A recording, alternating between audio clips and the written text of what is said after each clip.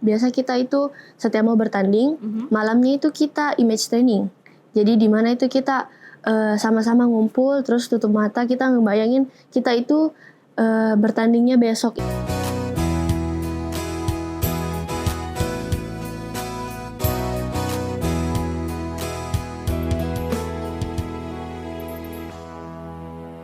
Halo pemirsa Unhas TV, jumpa lagi nih bersama saya Zara Sabita Suiceng dalam Unhas Story, menemukan cerita menarik di balik mahasiswa inspiratif.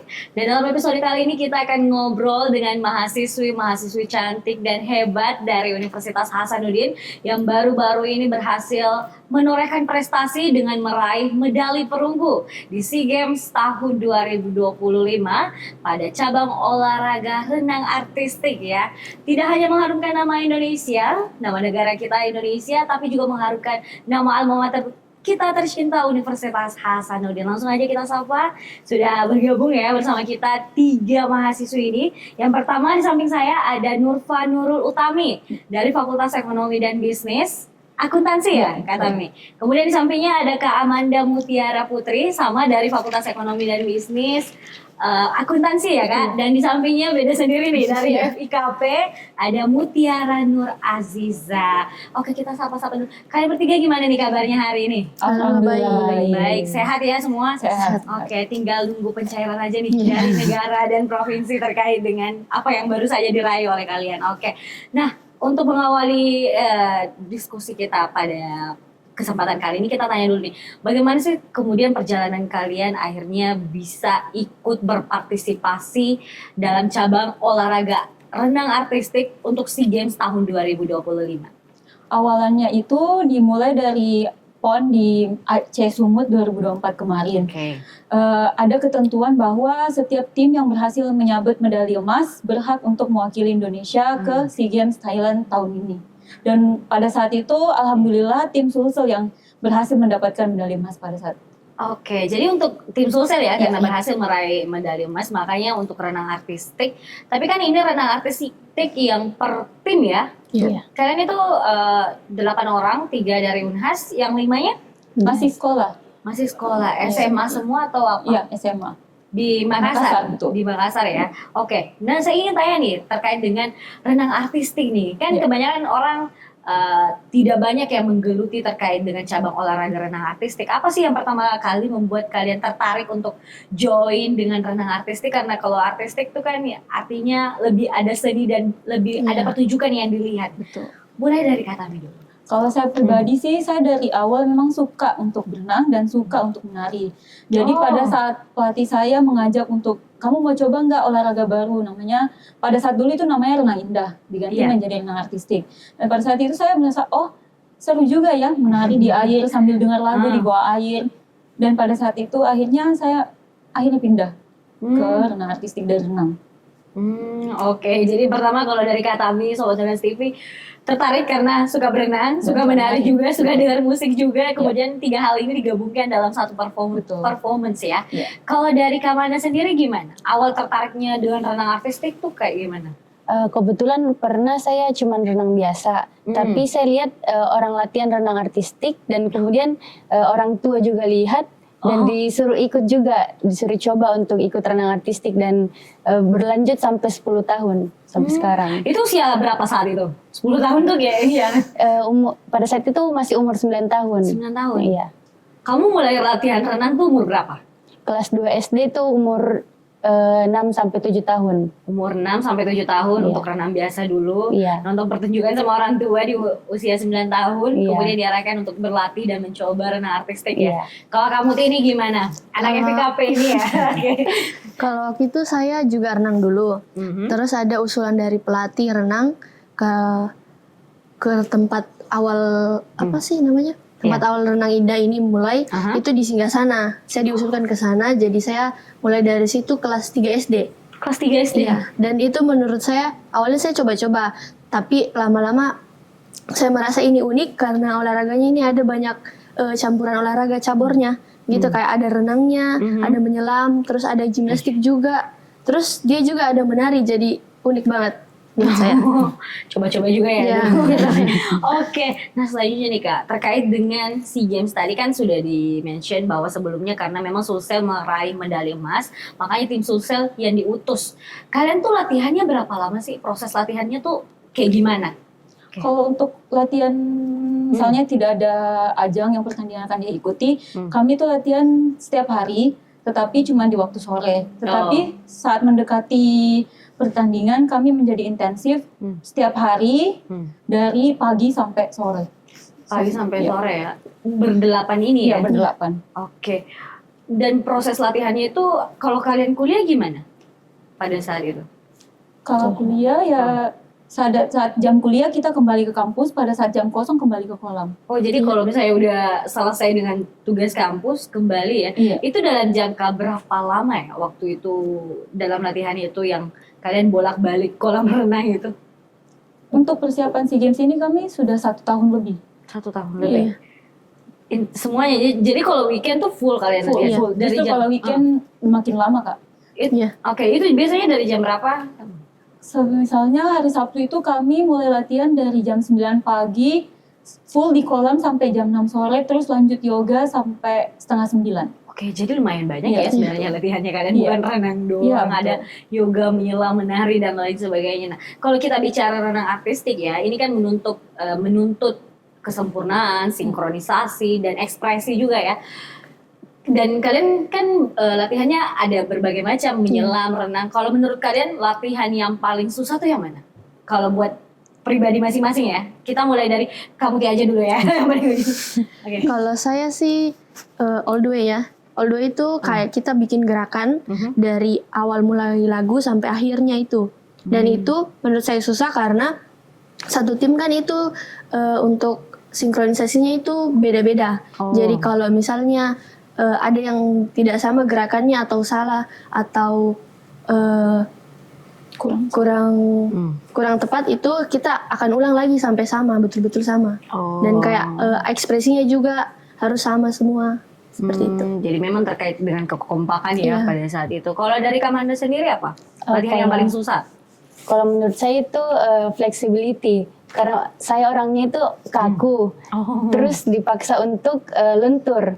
Jadi oke. hampir tiap hari disuruh split, kayang biar badannya itu tidak kaku gitu. Jadi pada saat renang artistik kami bisa gemulai begitu menampilkannya. Oke. Jadi memang pada dasarnya kaku, tapi memang karena renang artistik ini harus dipaksa lentur ya. Iya. Tapi bisa ya, Kak Wanda. Oke. Karena dipaksa. dipaksa. Jadi memang harus ada usaha ekstra juga ya, Iya. Kak Wanda. Kalau dari Kak Tami sendiri gimana? Kalau saya pribadi sih yang latihan paling berat itu endurance, Kak. Endurance tuh. Endurance tuh gabungan dari yang latihannya muti all the way, kami berulang-ulang melakukan gerakan sampai kami merasa itu udah nggak berat lagi. Iya. Pada saat latihan endurance tuh kami bahkan bisa pakai beban. Dimana kalau pakai beban itu kita pakai biasa di kaki atau di tangan. Nah itu gunanya endurance supaya pada saat pertandingan, kan pertandingan tuh banyak tuh tekanan dari luar, Iya, pasti. mulai dari mental, dari penonton, dari pribadi. Nah kalau misalnya pakai beban terus pada saat latihan tuh kita merasa ini saat pertandingan nih. Terus habis itu walaupun pakai beban kita harus tetap lakuin yang paling bagus, paling tinggi, rasanya seperti pertandingan, Kak. Jadi endurance tuh yang paling berat kalau menurut saya. Kalau benar, jadi beda-beda ya kalian, tapi alhamdulillah sampai hari ini sudah bisa terlewati dan mendapatkan medali perunggu ya pada SEA Games kemarin. Oke, saya penasaran terkait dengan latihan pernapasannya kalian nih, apalagi kan pasti bakal banyak menyelam. Kalian tuh latihan pernapasan tuh kayak gimana? Sama tuh Kak di endurance. Pada saat bikin gerakan tuh bisa 30-40 detik pakai beban melakukan gerakan tahan nafas. Atau seperti biasa itu kita gabungin pada saat latihan renang. Misalnya pada saat berenang tuh kita 50 meter nggak nafas. Habis itu kesananya misalnya berenang sprint terus baliknya diving.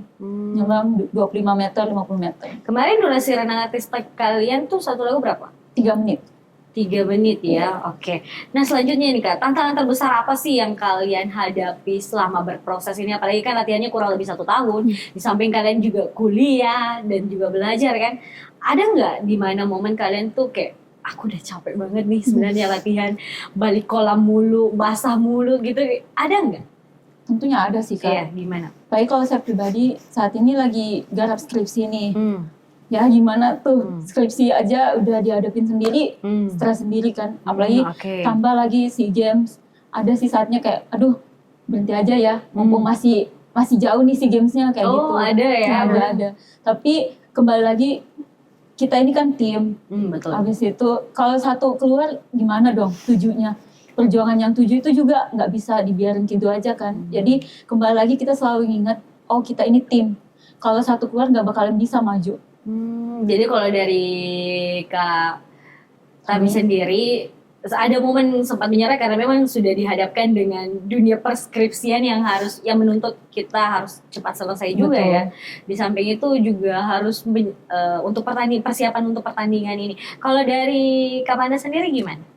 Pasti pernah jenuh saat Iya. latihan, apalagi kayak bolak-balik dari kampus ke kolam, dan apalagi kalau dari pihak Sulsel ini menurut saya kurang membantu begitu. Iya, catatan ya buat pemerintah. Gimana tuh, Apalagi terhadap kayak keuangannya. Iya. Jadi kita selama latihan itu pakai biaya sendiri, jadi banyak mengeluarkan uang begitu.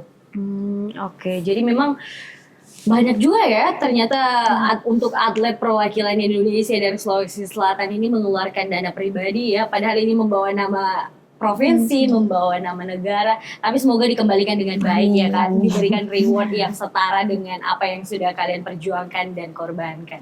Oke, kalau dari kamu sendiri ada nggak mau? Ini karena angkatan 24 ya, Iya. masih baru banget semester 3 gimana tuh Kak?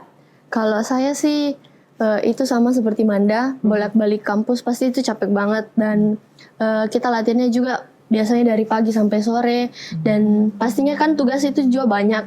Jadi kayak susah Iya, buat apalagi FKP kan ngerjain banyak, ya. iya. Banyak lapraknya ya. Jadi itu sulit untuk menyesuaikan. Asli-aslinya juga orang ini orang Makassar kan? Iya. Tinggal di mana nih Kak? Apakah jauh nih dari tempat latihan? Kalau Kalau kamu? saya tinggal di Barombong, Oh, oke, jauh banget. Dan latihannya biasanya di mana? di Kodam atau di Unhas. Di Unhas ya. Iya. Kalau Kak, Di Goa. oke, udah bukan Makassar ya. Kalau saya di Bajigao. Bajigao itu jauh juga ya. Iya, lumayan. Oke, jadi semuanya tempat tinggal jauh, tempat belajar jauh, tempat latihan juga jauh. Jadi memang sempat sangat menguras seperti Iya. itu ya Kak. Oke, bagaimana nih kemudian perjalanan dan pengalaman kalian selama di Thailand kemarin nih? Mungkin boleh dibagikan juga nih sama Sobat Unas TV. Seru sih Kak, apalagi ini SEA Games kedua saya. Oh, oke. Dan akhirnya di Thailand, salah satu negara yang saya ingin datangi. Ya, terus Terwujud ya. akhirnya terwujud. Venue di sana, suasana di sana itu sangat-sangat surreal, kayak harus kita yang datang ke sana buat rasain. Iya. Habis itu akhirnya setelah melihat ke belakang juga perjuangan kita ke sana tuh rasanya seneng banget bisa satu tim, akhirnya bisa berangkat. Dan memang harus kompak ya Iya. sebenarnya itu. Gimana pengalaman di Thailand? Saya ingin bicara terkait Thailandnya dulu ya. Bagaimana kalian? Pasti sempat jalan-jalan juga ya. Kalau dari Kak Manda sendiri gimana? Menurutku di Thailand itu cuacanya itu kadang badai, Oh, kayak kadang. dingin, iya dingin banget, tapi kadang juga panas. Oh, kayak di Makassar dong? Iya, Oke. tapi seru di sana karena banyak kuliner makanan yang enak gitu. Terus kalau di pertandingan itu kita ketemu sama beberapa negara, Iya, jadi kita tambah pertemanan gitu. Ada teman baru. Jadi memang cuaca kurang lebih udah di Makassar udah Iya. terlatih kalau cuaca ya. Tapi kulineran juga di sana beragam ya Iya. dan tentu membangun relasi juga dengan teman-teman dari negara lain. Kamu Ti gimana? Kalau menurut saya sih kolamnya itu dingin banget ya. Dan cuacanya itu Beda dingin. ya sama Iya. kolam di Makassar atau Beda, gimana? beda. Karena itu indoor. Di sana kalau di sini kita kan latihannya outdoor. Dan kita agak susah menyesuaikan karena di sana cuacanya dingin, kadang hujan juga dan anginnya itu kencang dan kolamnya itu dingin banget. Oke, nah bagaimana kemudian perasaan kalian nih pada saat diumumkan sebagai juara 3 untuk mendapatkan medali perunggu ya khususnya dari cabang olahraga renang artistik? Apakah kalian udah expect terkait hal itu atau gimana? Karena kurangnya pengalaman kami untuk keluar seperti eksebisi. Terakhir kami eksebisi itu di World Championship di Singapura. Karena hal itu kami kurang untuk melihat bagaimana sih perkembangan renang artistik dari negara lain. Tapi untungnya dari sekali keluar ke Singapura ini kami bisa sedikit belajar bahwa sekarang tuh renang artistik dari negara lain tuh belajarnya seperti ini, dan kita belajar untuk mereka kalau untuk latihan seperti ini mereka bikin seperti ini. Dari itu kami mengikuti apa yang mereka lakukan. Caranya mereka ya. Kalau dari Kamanda sendiri gimana? Expect nggak untuk dapat ini? Tidak, karena kita kan turun tim itu ada 3 nomor. Jadi ada tim akrobatik, tim free, dan tim teknikal. Terus semua tim ini digabung nilainya, skornya. Jadi kita tidak tahu berapa skor hasil akhirnya. Jadi kita tetap berusaha di setiap pertandingan pada saat tim gitu. Jadi nggak expect juga ya? Dari kamu nggak expect juga atau gimana? Oke. Nggak, karena sama kayak tadi dan tiga-tiganya itu ada aturan tersendirinya. Jadi penilaiannya beda-beda. Dan alhamdulillah kita bisa sama-sama setim dari Sulsel bisa meraih medali. Dari 3 penilaian itu menurut kalian unggul di bagian mana nih? Yang terakhir sih yang akrobatik. Akrobatik ya. Oke, nah Kak, selanjutnya nih saya ingin tanya, kalau dari diri kalian sendiri setelah mengikuti SEA Games 2025 ini, ada nggak catatan-catatan pribadi untuk diri kalian ataupun pihak-pihak terkait yang ingin disampaikan? Kalau saya pribadi sih catatan itu tetap latihan lebih keras, lebih giat. Terus tambahannya mungkin lebih sering melihat apa sih latihan-latihan saat ini di luar negeri itu mereka buat nambah misalnya kayak endurance-nya mereka, latihan scalingnya mereka tuh ngapain supaya kita bisa belajar sama-sama di sini. Mencontoh juga ya dari teman-teman. Tapi mereka latihannya tuh beda sekali atau gimana? Sebenarnya beda sih Kak. Kalau melihat dari Asia dan Eropa tuh beda tuh mereka latihannya. Oke, gimana? Soalnya kalau misalnya Eropa tuh mereka didukung dari postur badan yang tinggi. Jadi tuh mereka nggak fokus ke scaling doang, gerakan tangan. Terus bedanya kalau Asia mungkin karena kita tuh mini-mini semua. Terus gerakan istilahnya kita perlu latihan lebih keras untuk kasih keluarin gerakan yang lebih tinggi, water level tinggi kayak gitu Kak. Kalau dari Kamanda sendiri gimana? Kalau dari pribadi saya ingin lebih kerja keras lagi untuk bisa menampilkan yang paling terbaik nanti kalau ikut lomba lagi. Terus mungkin bisa melihat video-video orang luar untuk latihannya bagaimana biar kita tetap update untuk peraturan-peraturan terbaru gitu. Oke, jadi memang harus melihat update lawan-lawannya juga teman-temannya kalian itu seperti apa ya. Dan memang latihan untuk renang artistik ini perlu latihan yang sangat keras ya gitu ya Kak. Karena memang banyak yang harus dilatih. Apalagi kalian juga tadi saya dengar ada latihan menyelam, yoga dan lain sebagainya. Kalau dari kamu tuh gimana? Pastinya latihan lebih keras lagi dan kita sama-sama tetap terus menonton video dari luar negeri. Kalau misalnya kita nggak bisa bertanding atau eksebisi di luar negeri atau dalam negeri, dan itu kita jadikan motivasi bagaimana caranya kita bisa jadi seperti itu atau lebih dari itu. Saya ada satu pertanyaan nih Kak. Kalian dengan latihan yang full ya 1 tahun, kemudian berhasil meraih medali perunggu, dari hati kalian yang paling dalam, kalian puas nggak dengan apa yang kalian dapat, dengan apa yang kalian korbankan? Untuk saat ini puas sih Kak, tapi tetap harus lebih itu. Sebenarnya kalau misalnya mungkin kalau support dari luar, support dari pemerintah dan lain-lainnya, mungkin kita bisa memberikan yang terbaik. Tapi untuk saat ini saya pribadi puas dengan apa yang kita dapat. Puas ya dengan apa yang dikorbankan. Mungkin ada catatan tambahan untuk pihak-pihak terkait Kak yang ingin disampaikan? Untuk pihak Sulsel, tolong bantu atlet-atletnya. Tentunya kami pribadi itu, kami semua itu nggak bakalan bisa maju juga kalau misalnya tanpa support dari luar. Sebenarnya kami juga perlu seperti eksibisi, jangankan di luar negeri, di dalam negeri saja kita itu sudah dapat pengalaman yang banyak, apalagi sampai kalau keluar negeri. Soalnya kalau kami bisa melihat yang lainnya tuh tambahan nilai untuk kami bilang, catatan penting kalau seperti untuk meningkatkan performance kami tuh perlu melihat hal-hal. Oke, jadi memang atlet yang bersinar itu bukan hanya karena pribadi dan latihan dari atlet, butuh dukungan juga ya, khusus pemerintah itu sendiri. Oke, saya ingin tanya nih, apa sih sebenarnya satu kebiasaan kecil ya yang selalu kalian lakukan mungkin selama latihan atau sebelum bertanding nih Kak? Dari kamu dulu. Kecil. Iya, ada nggak? Ada sih kayaknya. Kalau biasa kita itu setiap mau bertanding, malamnya itu kita image training. Jadi di mana itu kita sama-sama ngumpul terus tutup mata kita ngebayangin kita itu bertandingnya besok itu harus lebih dari seperti orang Cina, dari Rusia. Kita harus menargetkan diri kita bisa lebih baik dari mereka. Itu setiap sebelum bertanding ya, Iya. malam sebelum bertanding ya. Oke. Kalau dari Kamanda sendiri? Kalau sebelum bertanding dan pada saat latihan itu kita mungkin harus disiplin, kita harus dengar kata pelatih, ya. Terus kita harus kerja keras sih gitu. Kalau kebiasaan kita. Oke. Kalau dari Kak Tami sendiri? Sama seperti Manda tadi, disiplin dan time management ya. Soalnya Oh kan iya, oke. gitu. Soalnya kalau sama kayak kami anak mahasiswa terus sambil latihan harus pintar bagi-bagi waktunya, kapan istirahat, kapan harus kerja tugas, kapan harus latihan, di mana apalagi kalau Sabtu Minggu di mana harusnya kita bisa kerja tugas nih, tapi latihannya full. Oke.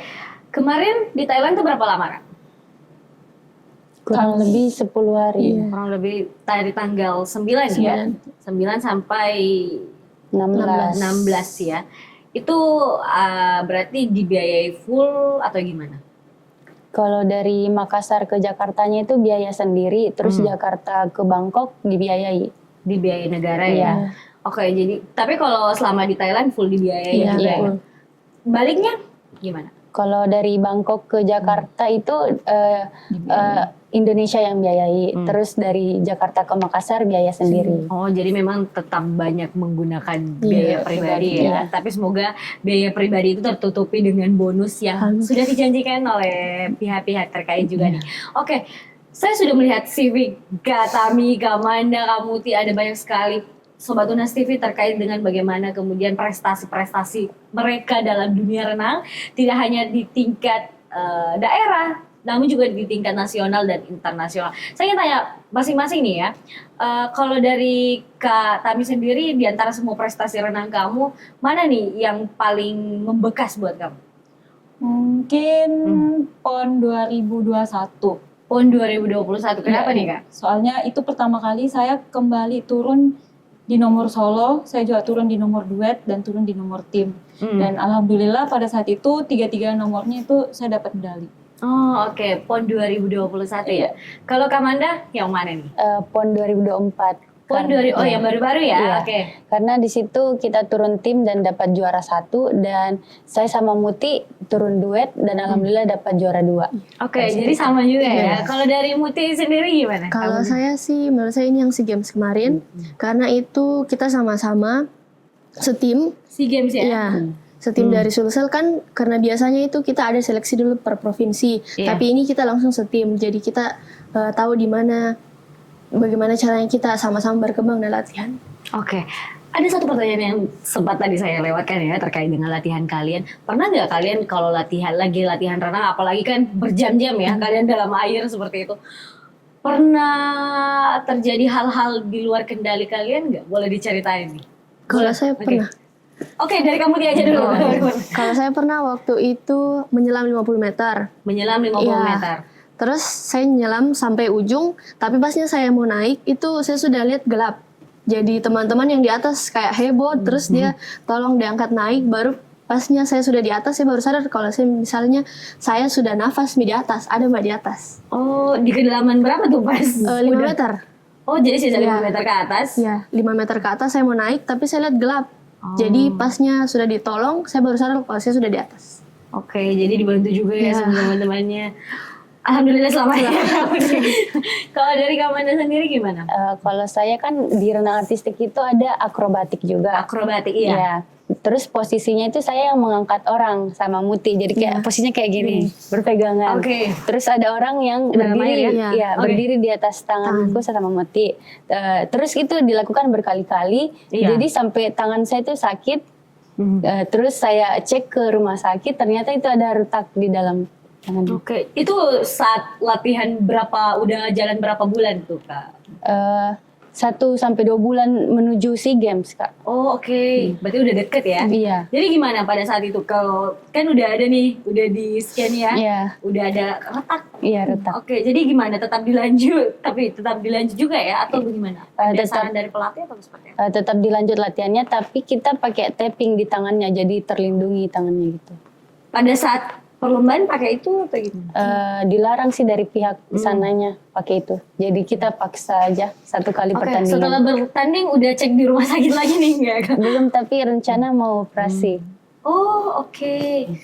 Semoga lekas membaik ya Kak Manda. Kalau dari Kak Taming sendiri Kalau gimana? saya pribadi pernah kena vertigo pada saat latihan. Oh, agak aneh ya. Oke. Itu pertama kali saya kena vertigo, terus pas latihan tiba-tiba aja pusing, lihat yang sekelilingnya tenggelam ke bawah. Untungnya ada teman-teman yang lihat, bantu bawa naik. Oke, jadi memang dilatih keras banget ya kalian sampai memang ada yang sempat luka dan kemudian ada yang udah gelap ya pas dan kemudian sempat mengalami vertigo ya Kak. Terima kasih untuk kerja kerasnya kalian selama ini dan medali perunggu yang sudah didapatkan kemarin di SEA Games. Nah, kemudian apa nih target kalian baik itu sebagai mahasiswa ataupun atlet renang ke depannya? Kalau saya pribadi target kedepannya, saya harap saya bisa membantu atlet-atlet muda khususnya Sulsel dari artistic swimming ini bisa lebih berkembang lagi, masyarakat lebih tahu lagi apa itu renang artistik. Renang indah ya dulu. iya. Oke. Terus bisa membantu anak-anak atlet Sulsel Iya. bisa bertanding di luar juga. Terus sebagai mahasiswa saya harap pelajaran yang saya dapat dari dunia olahraga ini saya bisa terapkan di dunia Oke. saat bersosialisasi keluar. Oke, jadi membantu atlet-atlet muda ya. Kalau dari Kak Manda sendiri gimana? Kalau sebagai mahasiswa harapannya ke depannya itu saya harap kita bisa, kan saya UKM renang ya. Iya. Ya, jadi Tiga-tiganya juga UKM ya, renang ya. Oke. Jadi bisa lebih membanggakan ke Unhas, ke UKM renang. Terus kalau dari renang artistik saya harap mungkin atlet-atlet muda yang mau ikut bisa ikut nanti di Asian Games atau pertandingan-pertandingan yang lebih wow kemudian. Oke. Kamu Ti? Kalau saya sendiri targetnya sih kalau bisa sampai SEA Games, Asian Games lagi ke depannya. Ya. Dan kalau jadi mahasiswa sendiri itu targetnya kan ini saya baru semester 3 jadi Iya. Banyak laprak nih Kak. lebih berusaha lagi buat bagi waktu antara latihan dengan kuliah. Oke. Nah selanjutnya nih Kak, mungkin boleh kan dibalik keberhasilan kalian meraih medali ini pasti ada banyak juga ya dukungan baik itu dari teman-teman, keluarga, pelatih dan rekan-rekan kalian yang satu tim pada saat renang artistik itu. Boleh nih disampaikan kepada masing-masing kalian ya, siapa-siapa yang sudah mendukung kalian selama ini? Pertama yang itu orang tua, bapak ibu saya yang sudah selalu mendukung apapun yang saya inginkan dalam dunia olahraga ini. Selanjutnya itu tentu para pelatih mulai dari Kak Selvi, Kak Ina, Sensei, bahkan Dinda juga yang selalu mensupport kita, tidak menyerah pada saat latihan kami tidak terlalu bagus. Terus untuk adik-adik yang di kolam yang selalu memberikan semangat tentunya. Oke, selanjutnya boleh Kak Manda. Kalau saya berterima kasih kepada keluarga, para pelatih dan teman-teman yang sudah support selama ini dan terutama para pelatih kayak Kak Selvi, Kak Ina, Dinda. Dia itu sudah membantu kita selama proses ini, jadi kami sangat berterima kasih. Oke, boleh nih kamu. Kalau saya terima kasih karena sama orang tua dan keluarga telah mensupport saya dan juga para pelatih tentunya yang tidak capek untuk melatih kita yang banyak salahnya dan teman-teman yang selalu mensupport kita. Oke, terakhir nih Kak, untuk menutup diskusi kita kali ini boleh disampaikan ya pesan-pesannya dan arahannya mungkin ya terhadap atlet-atlet muda di luar sana yang juga ingin mengikuti jejak kalian meraih medali dan karena sudah banyak sekali medali yang berhasil mereka raih pemirsa baik di tingkat nasional maupun internasional. Apa nih arahan atau pesan-pesan yang ingin kalian sampaikan untuk atlet muda khususnya di cabang olahraga renang? Kalau dari saya ingat 3, sabar, jangan menyerah dan disiplin. Soalnya olahraga kita itu bukan yang bisa mendapatkan hasil secara singkat dengan instan itu. Iya. Kita saja pertandingan cuma 3 menit tapi persiapan kami 1 tahun lebih. Jadi pokoknya ingat 3 itu. Oke, boleh nih Kak Manda. Kalau saya untuk atlet-atlet muda yang mau masuk renang atau renang indah, renang artistik, mungkin latihan itu harus konsisten karena kita latihan itu tidak cuma 1 bulan 2 bulan tapi bisa bertahun-tahun gitu. Oke, jadi memang ada latihan yang panjang di balik Iya. gitu ya Kak. Oke, boleh nih selanjutnya dari kamu Ti. Oke, kalau dari saya itu Kak, pastinya jangan pantang menyerah dan harus tetap disiplin. Dan tentunya itu jangan takut untuk bermimpi tinggi-tinggi. Bisa sampai ke olimpiade atau sampai apa saja itu. Dan jangan takut untuk gagal. Jangan takut untuk gagal ya, jangan takut untuk berproses juga ya, karena mimpian tinggi akan kemudian mendorong kita untuk mengeluarkan usaha-usaha yang begitu maksimal ya. Terima kasih banyak kepada Kak Tami, Kak Manda, dan Kak Muti atas sharingnya ya terkait pengalaman kalian selama di dunia olahraga renang khususnya, dan khususnya di SEA Games kemarin 2025. Nah pemirsa, dari perbincangan kali ini kita belajar bahwa memang dari prestasi yang tinggi tidak ada latihan yang begitu panjang yang harus dilakukan dengan disiplin dan konsisten. Tidak, dan medali yang mereka raih tidak diraih secara instan ya. Penampilannya hanya 3 menit tapi latihannya 1 tahun, Sobat Unas TV. Jadi memang ada usaha-usaha yang kuat dan proses yang begitu lama. Terima kasih sekali lagi kepada Kak Tami, Kak Manda, dan Kak Muti atas waktu dan kesempatannya untuk berbincang bersama. Dan untuk itu Sobat Unas TV, saya Zara Sabita Suceng pamit undur diri dan sampai jumpa di episode Unhas Story berikutnya. Menemukan cerita menarik di balik mahasiswa inspiratif.